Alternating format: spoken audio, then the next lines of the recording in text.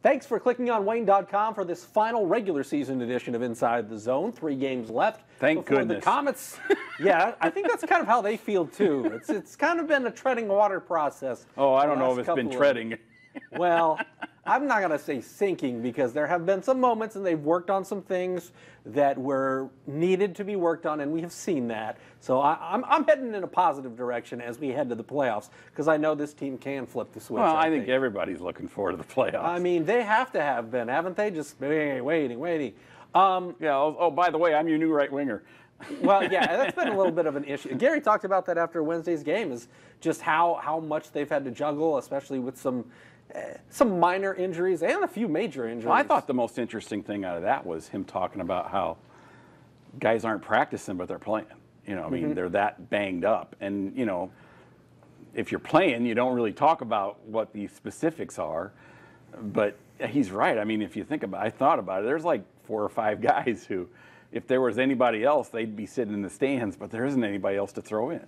Okay, so let's take a look at last week. Wednesday, an overtime win against Kansas City. Cody Soul comes back, scores with 32 seconds left. I mean, they were trailing 1-0 after 2 minutes in the first period, but they come back and win it in overtime on Hodgman's goal. What did you see in that game? Because one of the things we talked about and have talked about quite a bit over the past couple of weeks was the penalty kill. They kill off 6 penalties, 0 for 6 for Kansas City. And I thought they did a great job on the back check. I thought they did a really good job on the forecheck. It had a lot more intensity to it than it had for a couple weeks. I just thought they didn't play great. They played okay. I mean, I felt like they matched Kansas City's intensity after the first 10 minutes, and then they maintained it all the way through. I just felt like they did some good things, like the penalty kill, like you said. I mean, there's some things that they had really been struggling at that they did well that game or did better that game. Now, they were not playoff sharp, but I felt like, okay, we saw some things. I mean, how funny was the first shift of the game and Cody beating everybody down the ice by 5 strides in his first game back? A little bit excited to be back. Just a tad. Yeah. Friday, an overtime loss at Cincinnati, then Saturday, a 5-1 loss at Indy. Your takeaway for last week, what is it as we head into the final week of the regular season? Because, like you said, we saw some good things and we saw some things that are concerning. I think the biggest thing is nobody else got hurt. I mean, well, that's not true. Jamie banged up his shoulder. I mean, but we don't know yet about him in the playoffs. He's not going to play this week. But other than that, that might be the biggest takeaway of the week. I mean, the most important takeaway from the week is that nobody else got seriously hurt where they had to go on IR again. I mean, so just the general overall health of the team, staying healthy for another week. Yeah, you hope to get Bobby Shea back this week. Artie Tinulin is in Tucson where he's rehabbing his concussion, and you know it looks like Marco is going to be able to come back for the playoffs. That'd be good. Ryan Culkin is still on track to maybe miss the first 2 games of the playoffs. You know, things are kind of on track for where they need to be. That doesn't help you in the games that are coming up this week, but at least that's a little bit of a positive. When you look at the games this week, you've got Friday at Toledo. Do you think that'll have a playoff-type atmosphere? Because these are 2 teams that if it goes chalk in the playoffs, these are 2 rivals, 2 teams that don't necessarily like each other a whole bunch, but respect each other. A crack at Pat Nagel if you're Sean Sidlowski and the rest of the guys that have been around. I mean, do you feel like this is going to be just a tune-up game, or will this be an intense, let's see what it looks like when it's playoff-type atmosphere game? You know, I would hope so, but the games that you expect to be that are never that. That's the problem, and neither team has anything to play for. I mean, I suppose Toledo has a little bit to play for if they want to clinch the overall league title, but you know, you would hope so, but there's no way to predict. I mean, you would have thought they would have had a better effort Saturday after going back to Indy after losing there the last time. You would have hoped, but it didn't happen. I don't know how to tell anymore. I really don't. I mean, it's just so hard to figure out because the thing of it is too is it's not like these guys want to play bad. It's not like they're saying, okay, we're going to go halfway.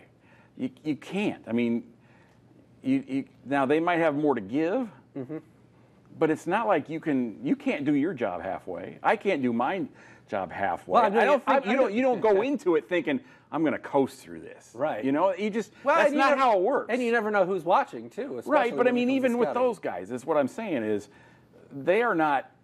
That isn't their primary mindset going into a game. You Sure. know? I mean, that's not how you were raised. Right. You know, so it's like they need something to go right that they can build off of, type of thing.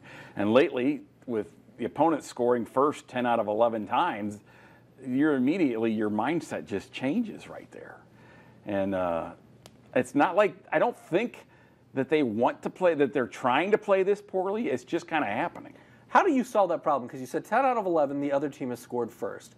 How do you, if you're Gary, how do you address that? How do you fix it? How do you make sure that isn't something? Because in the playoffs, man, goals. You might win a game, 5-4 in the regular season, but in the playoffs, we know how valuable one goal is. Well, and look at how there's been scored. It's always been. I mean, it's the forwards not getting back. That's the biggest goal right there. Is where, guy turns the puck over to the blue line and puts his head down, and it's like, you can't do that because then you're already 3 strides behind the guy you're supposed to be covering. Mm-hmm. You just can't do that, and that's been happening consistently. And I know Gary's been talking to him about it. I mean, it's just the mental sharpness type thing.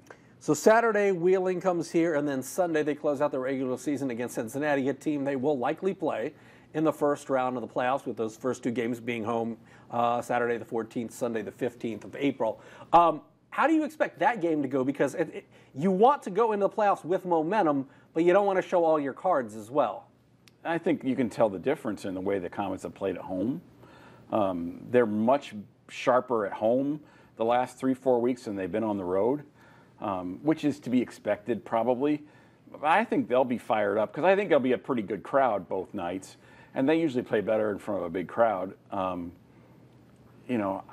Again, who knows? I mean, it's hard to say. It's just, and I think there'll be even more expectations the following Saturday for that first playoff game because nobody's going to know how they're going to come out. I mean, and they'll have had a week off. And it's just, which is atypical for sure. Right, which is not, and usually that's when they struggle early.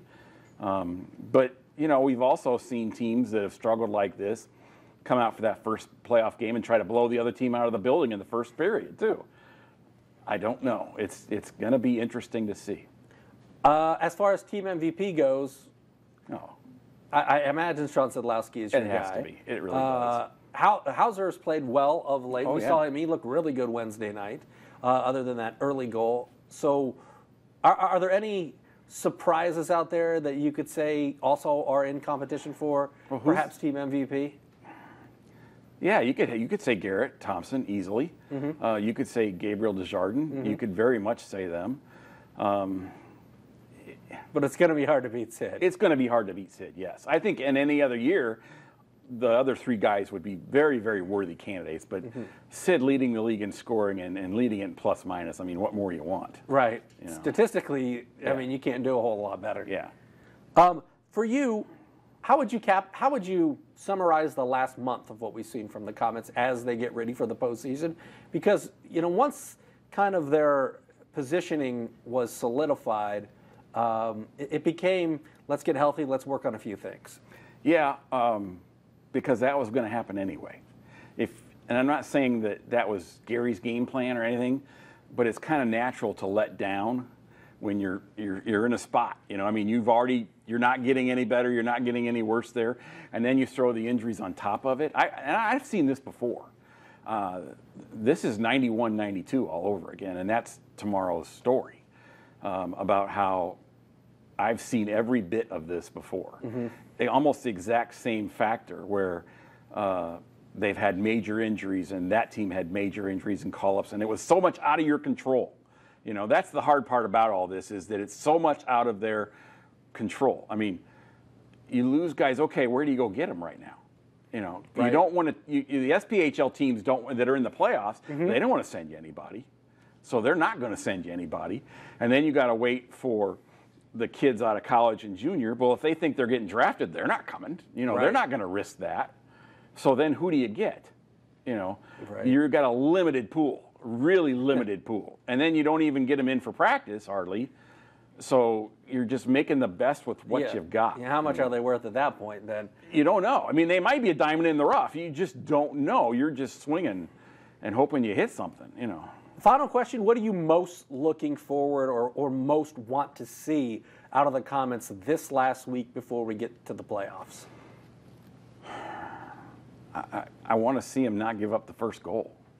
You know, I want to see them really take that seriously. And I think if they can score the first goal, they will build some momentum of their own.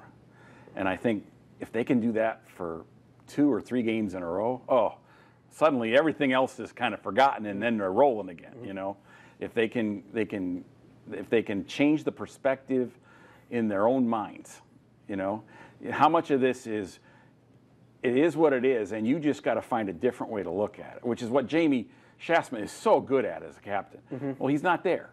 You know, I mean, you've got to find a way to change your perspective of it so you can have some positive momentum going. You've got to, you know, you've got to say, hey, Cody's back. You know, I mean, you've got to say, hey, Bobby's back maybe this week too. You know, you've got to look at the positives and then build off of them versus letting the negatives dictate the whole rest of the game, which they were really good at all year. You know, they've been fantastic at that. I looked up something. They have the most come from behind wins of any team in the league, which is they're under 500 when they trail after 2, and they're under 500 when they trail after 1, but they're leading the league.